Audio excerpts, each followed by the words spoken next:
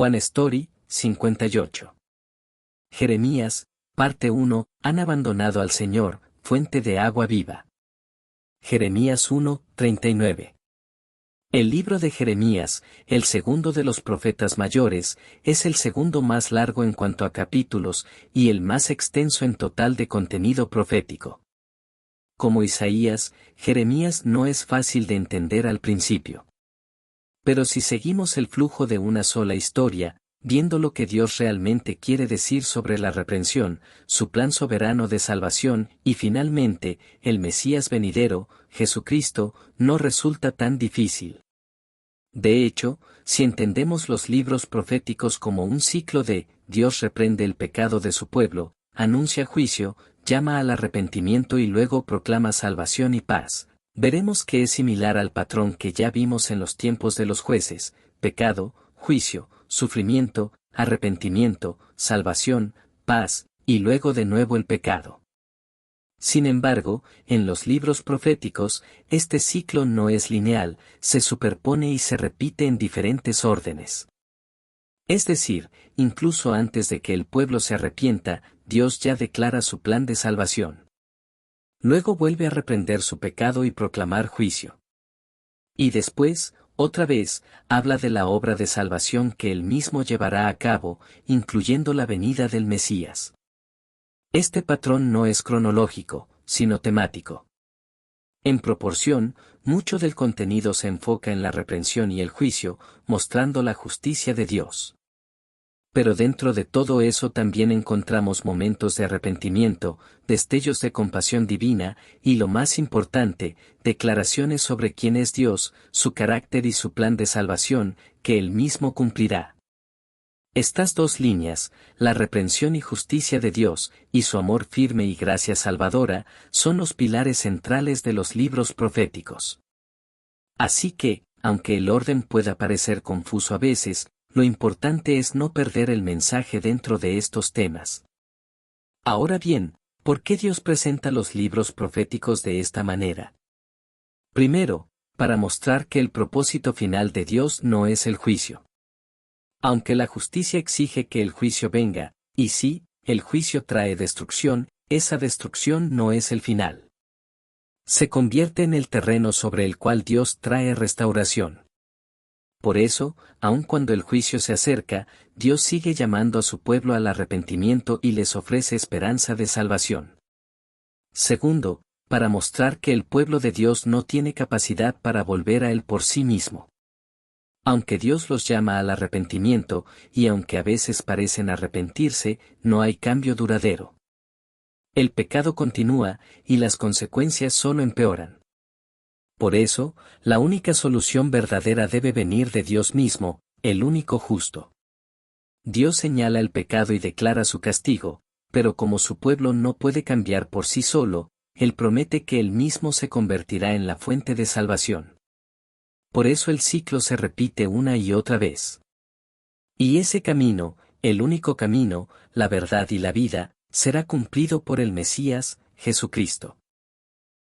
Así que, en los libros proféticos, lo que vemos es un ritmo repetido, basado en pecados pasados. Dios declara juicio presente, y luego anuncia salvación futura. Especialmente en Jeremías, aunque Dios declara que su pueblo caerá ante Babilonia, esta destrucción no es el final, se convierte en la puerta hacia la nueva vida en el reino de Dios. Contexto histórico del libro de Jeremías. El libro comienza señalando su contexto histórico. La palabra del Señor vino a Jeremías en el año 13 del reinado de Josías hijo de Amón, rey de Judá, y durante el reinado de Joacim hijo de Josías, rey de Judá, hasta el año 11 de Sedequías hijo de Josías, rey de Judá, cuando el pueblo de Jerusalén fue llevado al exilio en el mes quinto. Jeremías comenzó a recibir palabra de Dios en el año 13 del reinado del rey Josías. Josías tenía 8 años cuando comenzó a reinar, y reinó durante 31 años. En el 8º año de su reinado, Josías comenzó a buscar al Dios de su antepasado David, y en el año 12, comenzó a purificar a Judá y Jerusalén de los altares paganos, los postes de acera y los ídolos. Bajo su liderazgo, se derribaron los altares a Baal, se destruyeron las imágenes del sol, y se trituraron los ídolos tallados y fundidos, esparciendo el polvo sobre las tumbas de los que les ofrecieron sacrificios. Quemó los huesos de los sacerdotes sobre sus altares y purificó la tierra. Esta reforma llegó incluso hasta las ciudades de Manasés, Efraín, Simeón y hasta Neftalí. En el año 18 de su reinado, mientras reparaban el templo, se descubrió el libro de la ley. Cuando Josías oyó las palabras de la ley, rasgó sus vestiduras. Por medio de la profetisa Hulda, Dios habló. Así dice el Señor, traeré calamidad sobre este lugar y sobre sus habitantes, todas las maldiciones escritas en el libro, porque me han abandonado y han quemado incienso a otros dioses, provocando mi ira. Mi ira se derramará sobre este lugar y no será apagada. En otras palabras, el juicio de Dios ya había comenzado.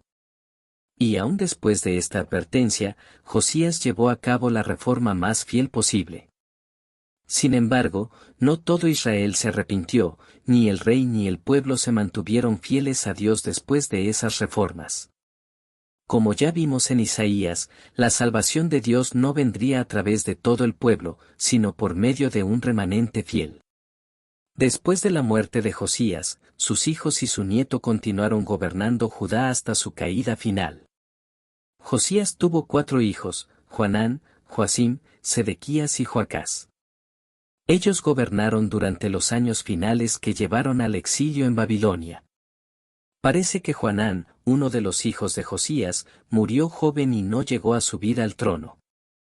El ministerio profético de Jeremías comenzó en el año 13 del reinado del rey Josías.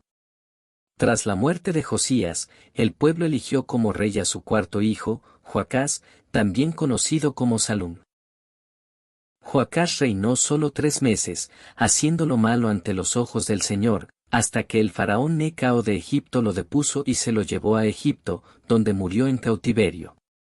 Luego, el faraón Necao puso en el trono al 2º hijo de Josías, Eliaquim, y le cambió el nombre a Joacim. Joacim reinó en Judá durante 11 años. Durante ese tiempo practicó la idolatría y persiguió a los profetas.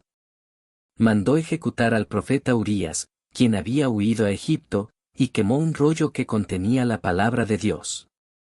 Joacim impuso fuertes impuestos al pueblo para pagar tributo a Egipto y construyó palacios lujosos. Al principio fue vasallo de Egipto, pero más adelante se sometió a Babilonia. Sin embargo, se rebeló después de 3 años, lo que provocó un ataque de Nabucodonosor. Joacim fue encadenado para ser llevado a Babilonia, y se llevaron también artículos del templo. Luego subió al trono Joaquín, hijo de Joacim, también conocido como Jeconías o Conías. Tenía 18 años y reinó por solo 3 meses. Hizo lo malo ante los ojos del Señor. Nabucodonosor lo capturó junto con su familia, sus funcionarios y los artesanos, y los exilió a Babilonia. El profeta Ezequiel fue uno de los exiliados. También se llevaron los tesoros del templo y la riqueza del palacio. Joaquín permaneció en cautiverio en Babilonia durante 37 años antes de ser liberado. Después del exilio de Joaquín, Nabucodonosor nombró como rey a Sedequías, el 3er hijo de Josías. Sedequías reinó 11 años, pero no escuchó al Señor ni al profeta Jeremías. Buscó apoyo en Egipto, desafiando a Babilonia.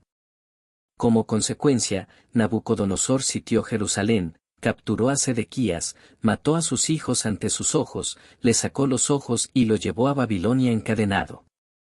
Los babilonios destruyeron el templo, los muros de la ciudad y los palacios, y exiliaron a muchos habitantes. Jerusalén y Judá quedaron desoladas durante 70 años, hasta que el rey persa Ciro permitió el regreso de los exiliados. A pesar de las advertencias constantes de Jeremías de rendirse a Babilonia y no confiar en Egipto, Sedequías y el pueblo no obedecieron. Persistieron en la idolatría, profanaron el templo y se burlaron de los profetas de Dios, lo que llevó a su caída.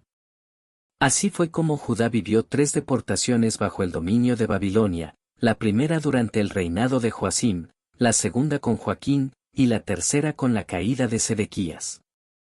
¿Cuál fue el pecado del pueblo de Dios? En el libro de Jeremías, Dios comienza señalando los pecados de su pueblo. No conocían a Dios. Eran hábiles para hacer el mal, pero ignorantes para hacer el bien. No reconocían a Dios.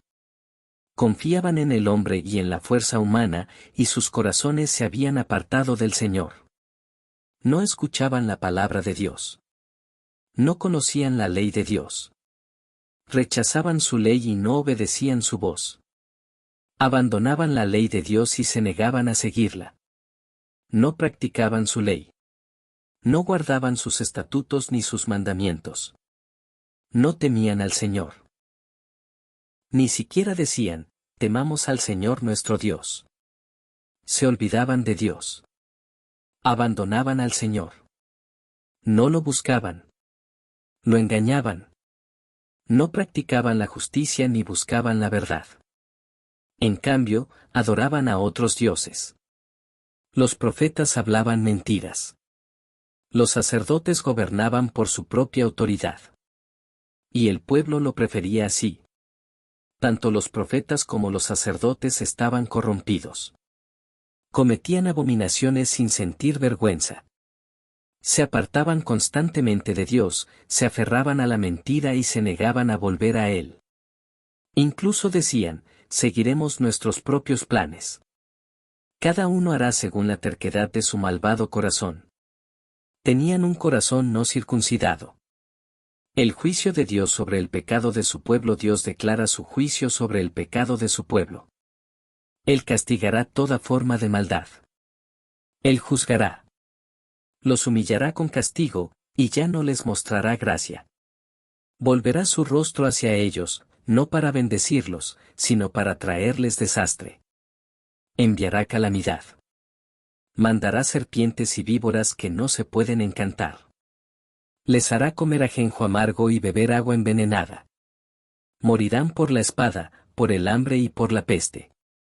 Los falsos profetas morirán por espada y hambre. Dios traerá castigo mediante la espada que mata, perros que despedazan, aves del cielo y bestias del campo que devoran y destruyen. Los dispersará entre muchas naciones. Dios declara que estas desgracias han venido sobre ellos por su rebelión y desobediencia a su ley, a sus estatutos y a todas las palabras que Él les había hablado. Él dice que los ha rechazado. Al principio, dijo que la tierra quedaría desolada pero no completamente destruida. Pero después dijo, yo los olvidaré por completo. Los arrojaré de mi presencia y traeré sobre ustedes vergüenza eterna, una deshonra que jamás será olvidada. Dijo, no tendré compasión, ni amor, ni misericordia. Los destruiré.